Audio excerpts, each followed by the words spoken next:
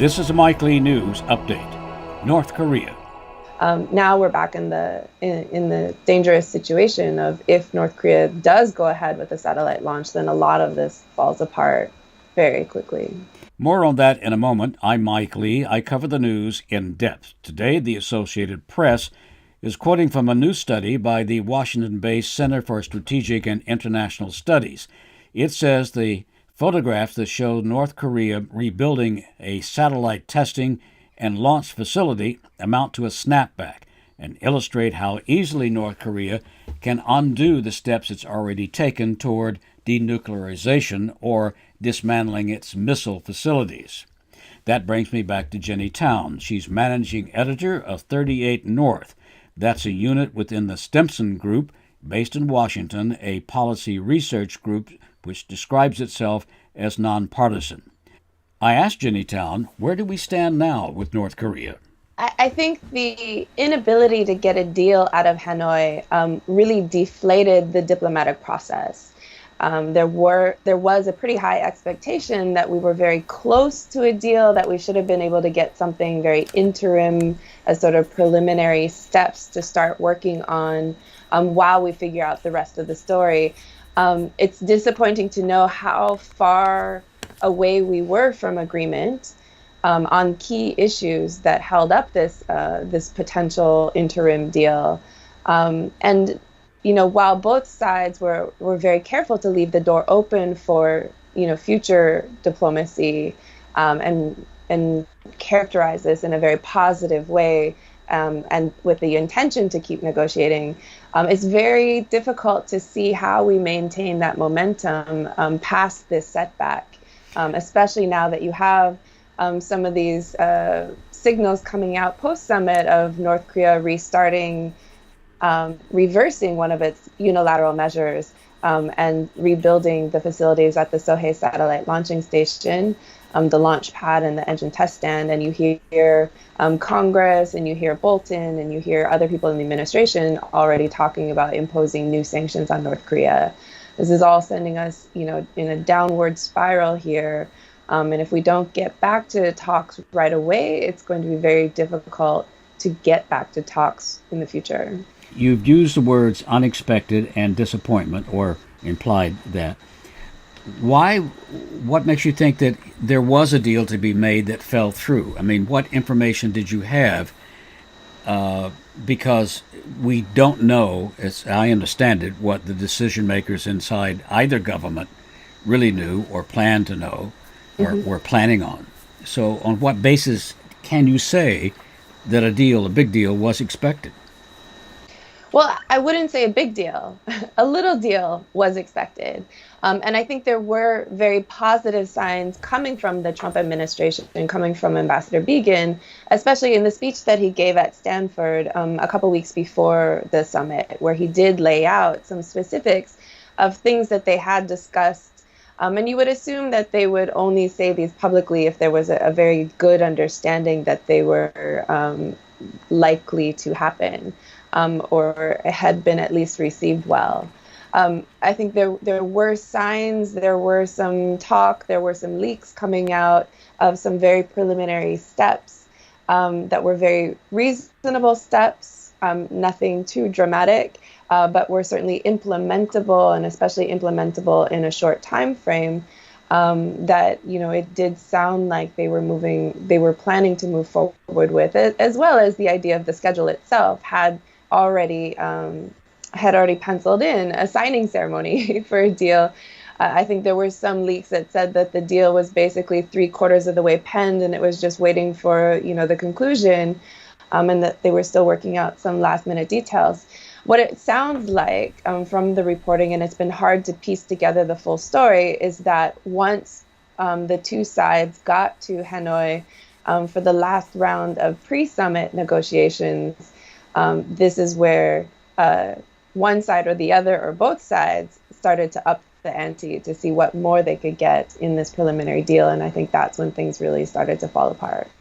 Do you have what you feel is a confident understanding of what happened there in terms of what you might say went wrong, although some people might say it went right? I think we have a pretty good readout of the higher demands that were asked, it's still very unclear the actual sequencing of who went first in like I said, in trying to up the ante. Some accounts are, that the North Koreans had upped the ante first. There's some accounts that they might have actually even indicated this before they got to Hanoi, in which case, again, it is a bit unfortunate that they didn't postpone the summit to be able to work out these details. There was some talk, I think, in one of your discussions at your organization that Kim had parked one of his locomotives for a train in China, and the inference would have been that he planned to visit China after a successful summit. A big deal might have been signed. So there again might be signs or indications that a deal might have indeed been in the offing.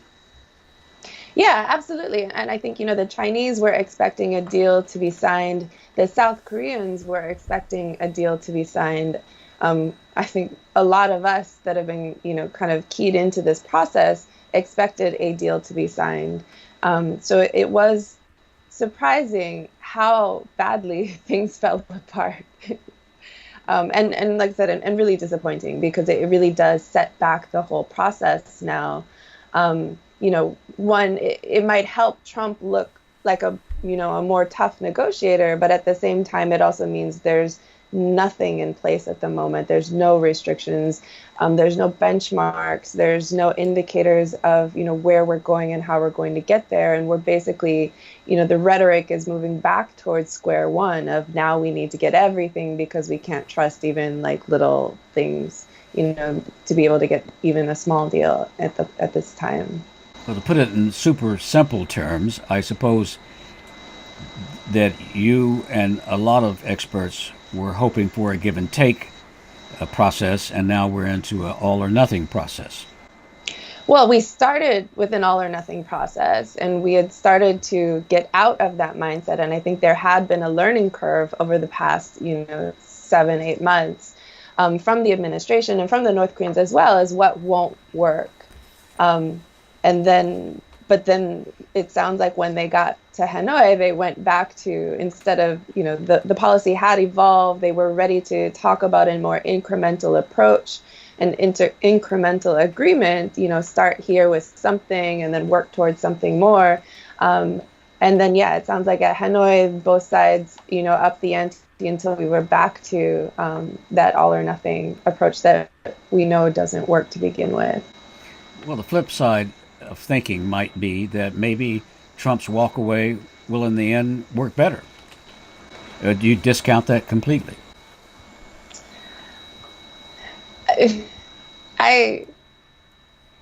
Again, seeing the reaction to what's happening, I'm not hopeful. I'm not optimistic. It's one thing to look like a tough negotiator, and that's the thing is that what the North Koreans were asking for on the sanctions side, from what we've been able to parse, was too big of an ask, especially for what they were willing to do. The question is could they have gotten to a more, a compromise over, instead of all of the sectoral, alleviating all of the sectoral sanctions in the 5 UN sanctions that they designated. Could we have done maybe like one sector, or something along those lines? I think if they had more time, they probably could have come to a compromise. But instead of trying to actually deal with that, then I feel like they started to, if they're betting, they started to call the bet and say, hey, you need to give us at least, one more facility on the enrichment side.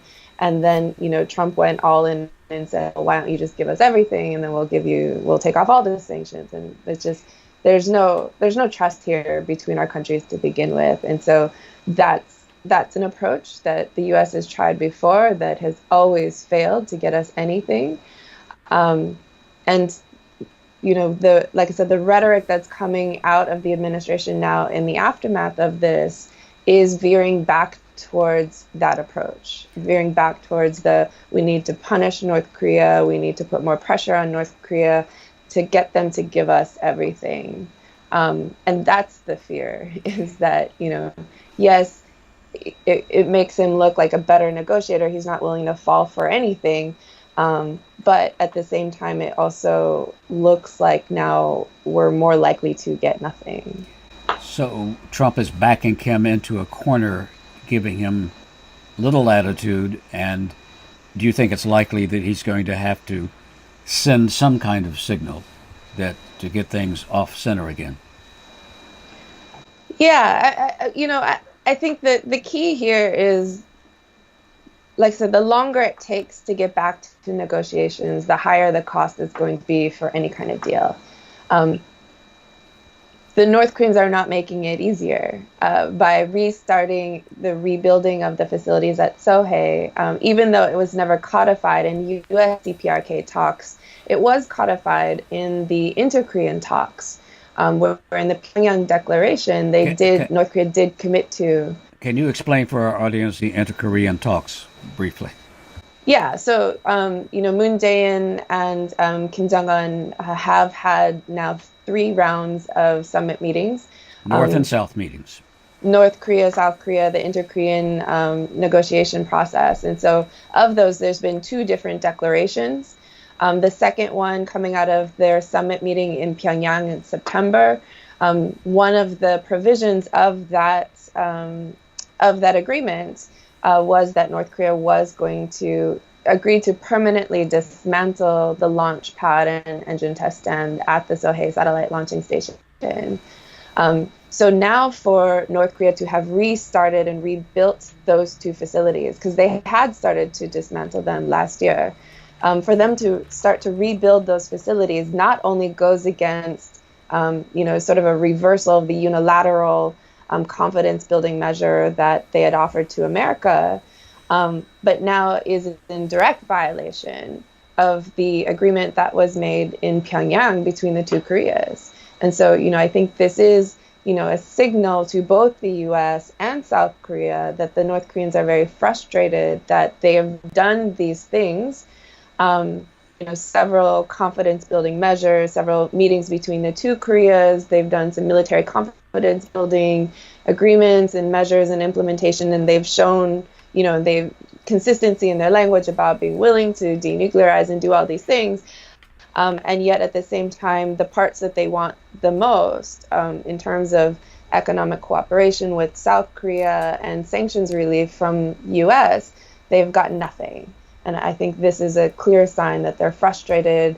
And if people, if the U.S. and South Korea and the allies think that, they can get something for nothing from the North Koreans are saying, if you give us nothing, we're going to take back even the little bit that we said we would do.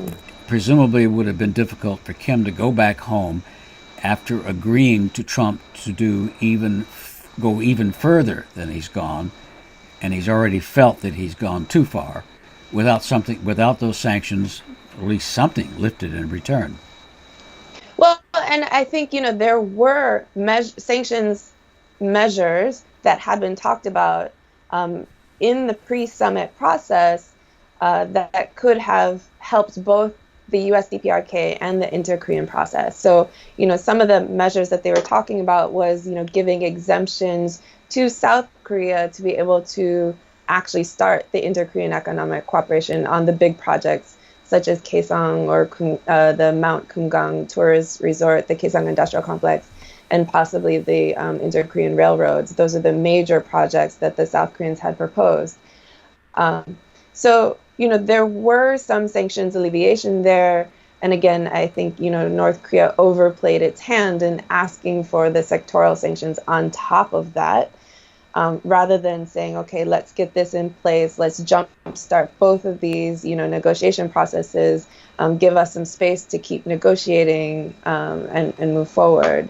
So it's really unfortunate. And now with this, with the rebuilding of the Sohae satellite launching facility, Now we also run into the risk of if the launch pad is operational again, for instance, will North Korea try and defy the international community and do another satellite launch, as they have in the past, with the justifying it as part of their space program and not covered under the missile and nuclear test moratorium.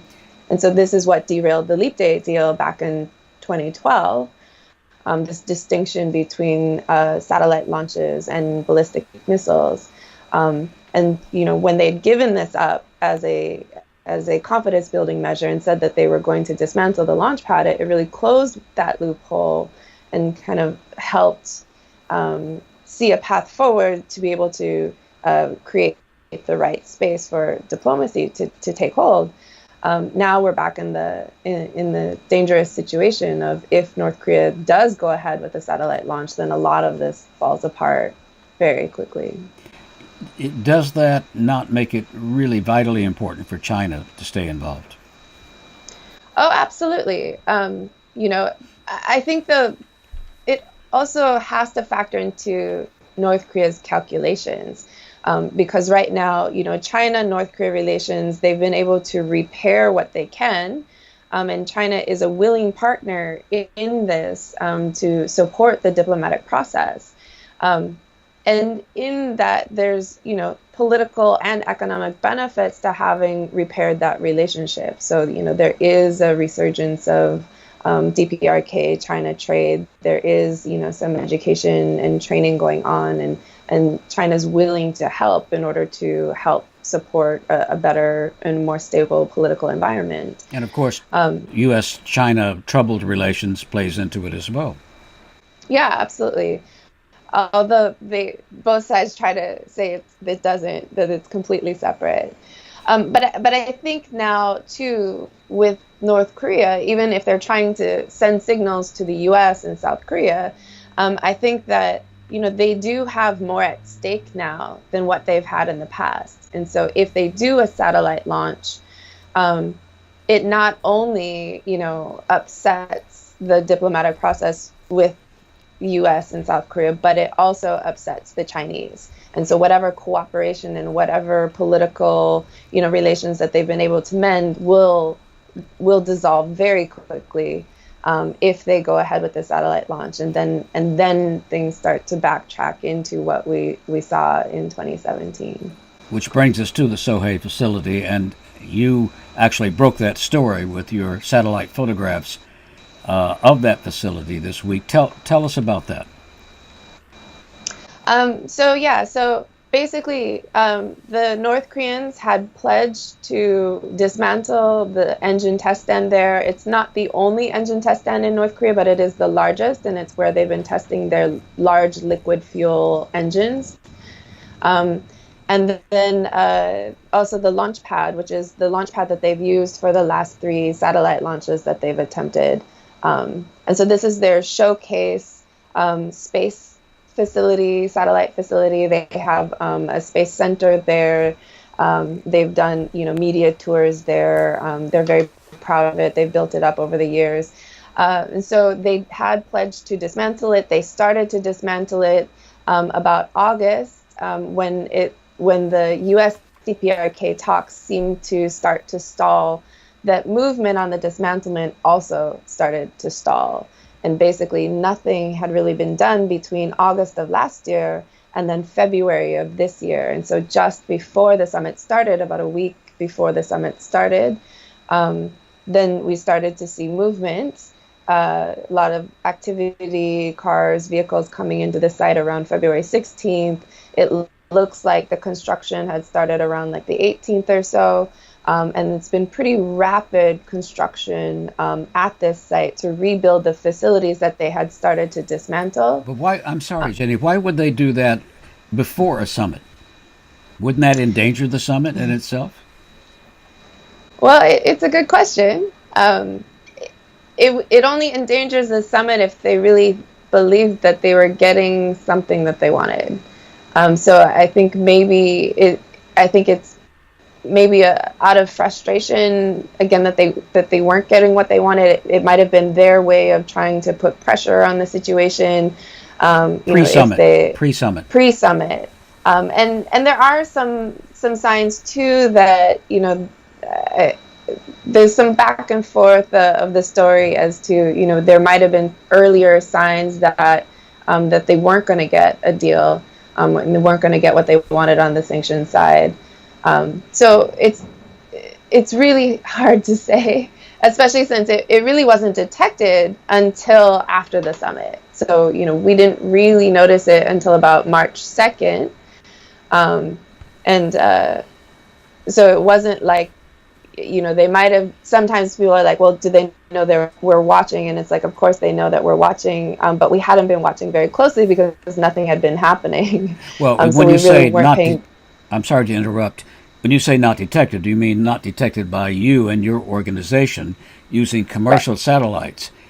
Is there any world in which you can't imagine the military was watching that all along? Yeah, no, I'm sure intelligence agencies and militaries, and I think the first reporting of it was actually a South Korean intelligence briefing to the South Korean National Assembly had noted that there was movement in this area and construction going on at the launch pad. On our side, I'm sure the U.S. government had probably noticed it, but kept it, quiet. No leaks had come out until after the summit had happened. Then it became more public knowledge, and then all of our open source resources, we had to go take a closer look. From what I understand from what you said previously, that the two main elements of that site are launches and engine testing. So there are three possibilities. The North Koreans do nothing at that site in order not to provoke the U.S. They launch a satellite, which in itself is not a danger in terms of nuclear weapons because it's not a missile launch site, but for putting satellites into space, but still could be provocative. And the third, and I use this as a relative term, might be to have another rocket engine test of that facility. Is that the way you see the possibilities? And do you come down and thinking that either one might happen? Yeah, well, now any of that is possible. Like they could just be doing it to, again, put pressure on the situation. I think it's a huge miscalculation on their part as to what they think, how they think the U.S. is going to respond to that. But they could just be refurbishing it so that it's constantly there. It shows defiance of if, for instance, in the inter-Korean dialogue, if they're not going to live up to their end on the economic side, then North Korea doesn't have to live up to their end on this side, on the denuclearization side, and just leave it there as here's the looming possibility and also the kind of symbol of the failure of implementation on that side. If they do a satellite launch, obviously it's going to be very agitating. And then the question is if they do a satellite launch, would they use the same satellite launch vehicle that they've used in the past? So the last three launches have all used the Unha body, of which, because they've already done three launches of it, there's not much more to learn from that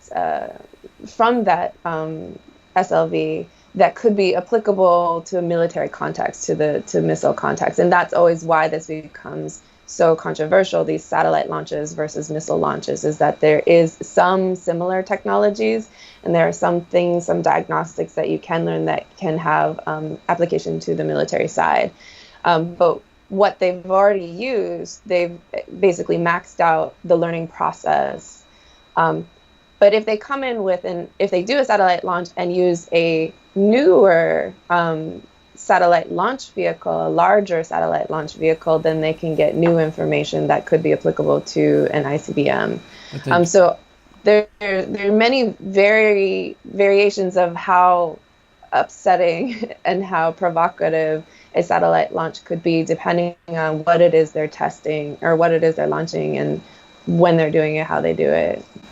But have these satellite launches actually put satellites into space, or are they a test of the satellite vehicle? So the last one that they did, they were able to put a satellite into orbit. However, the satellite stopped working relatively soon after it was put into orbit, but they were successful in doing it. Missiles, are they still capable, and do they have them ready to go to fire another test that is so provocative, has been so provocative in the past? Oh yeah, they have not stopped. They have not stopped manufacturing missiles. They haven't. There's no agreement on the missile side for any kind of restrictions or any kind of limits on anything. So, they've chosen not to do more missile testing. They certainly have a lot more to learn by doing more missile testing, especially for their longer range missiles. The last ICBM model that they tested back in November of 2016, the Hwasong 15, the larger ICBM, they still didn't have, there still was not proof that, for instance, the reentry vehicle worked, and there's still a lot more that they need to test out if they want to have greater accuracy and reliability. So they have kind of stunted their technological development of their longer range missiles by doing this moratorium on missile testing. But there's been no agreement to stop manufacturing. There's been no agreement to stop, R&D in general. It's just the testing phase. Didn't President Trump say that Kim promised him that there would be no more missile testing? He did. Well, the moratorium on missile and nuclear testing, it seems to still be in effect. The question is always, does North Korea consider this to include satellite launches also? What do you think would happen if they tested a motor, launched a satellite, or did another missile test? 3 different results probably. What's your analysis of those possibilities and reactions? Well, obviously the least provocative would be the engine test. And it would be interesting, to see if they did an engine test and if it was a larger engine than what they've tested in the past, because these are indigenously built engines. And presumably, it would be concerning, but it wouldn't necessarily be worthy of UN sanctions and things like that. If they did either a satellite launch or a missile test, then it goes back to the UN Security Council. Both of these are banned under UN Security Council resolutions, are very provocative to the international community, and will really damage the political will that North Korea has been able to build up over the past year of diplomacy. And so I think it's really, North Korea does have something to lose this time by doing it. So it would be a big decision for them to go forward with it. Would they also be risking a U.S. retaliatory attack? I mean, President Trump might feel that he would look pretty silly if he didn't respond directly if that were to happen. You can't rule it out. But I highly doubt it, that it would go that far. I think the default response, of course, is going back to the UN Security Council, issuing more sanctions.